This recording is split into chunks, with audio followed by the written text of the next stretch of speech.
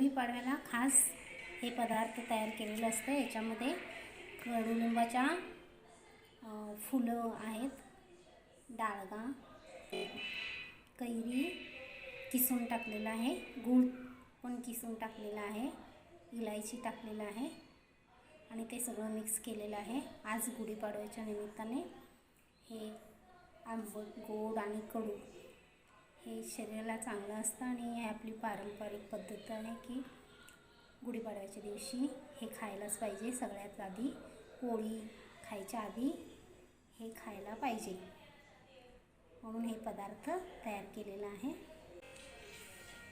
हे ताटामध्ये आहे, आधी हे खाऊन मग जेवणाला सुरुवात करायचं।